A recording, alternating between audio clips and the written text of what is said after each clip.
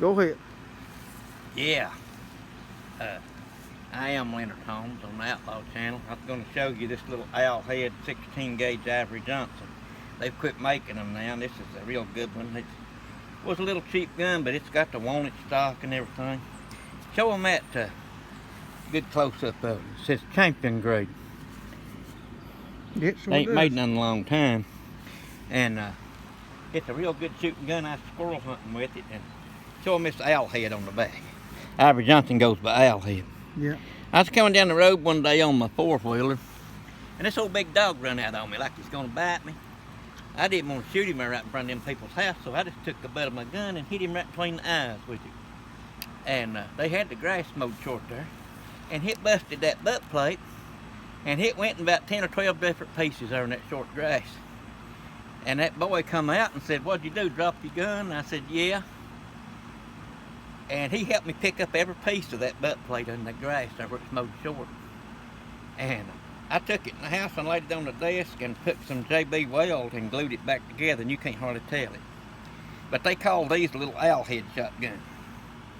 And I'll shoot it at that can there.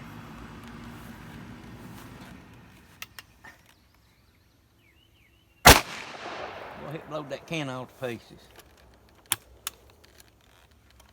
I like to smell that gunpowder. That's a real shooting little gun. Killed a lot of squirrels and stuff with it. Oh, I've got this little pistol here I'll show you. It's a 22. It's a real good shooting little gun. It's got the brass in it and everything. It's made like it's a Cimarron. Made to be exactly like the Colt. Parts are supposed to interchange and stuff in it. And I'll see if I can hit that can with water in there, see what it do. I believe I missed. Yeah, I believe I missed. I didn't see it move. I'll try her again. Well.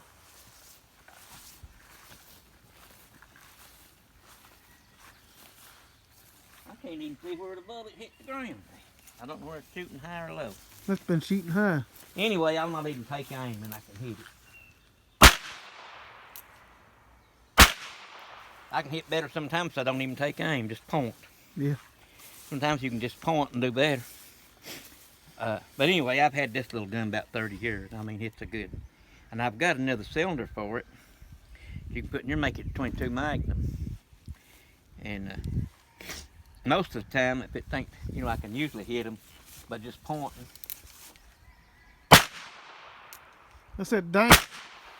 That made it dank just a little bit there on the last. And you have to pull these now. These is different than a Ruger. You have to pull them back on half cock to unload them. Yeah. And you pull the shells out like that, kick them out. And then, that's six. That's a 6-shooter. Then when you let the hammer back down, it locks the cylinder back up. But the cowboys, when they used to carry these, they'd load them. See if I got any bullets here. They would load them. They'd pull them back there and they'd load them. They'd load 1, 2, 3, 4. And they would skip one. They'd load 1 and skip one. Like 1, then skip 1, then load 4. And then when you let the hammer down, it would rest on the empty. And they would carry a $20 bill rolled up in them 45s for burying money when they got killed by horses or cattle or something. But this one, a 22, you ain't got room to put a $20 bill in it. Yeah. But them big 45s, you can roll a $20 bill up and stick it in that empty cylinder. Yeah. That way, if they dropped it and it hit the ground on that hammer, it wouldn't go off. Yeah. But they fixed the Ruger with a transfer bar here, where that you could, where it won't go off. You can carry them on all 6, but I carry this one all the way around. 6 of them. Well, about time to end this little chat. Yeah, like and subscribe. Yeah, like and subscribe. See you next time.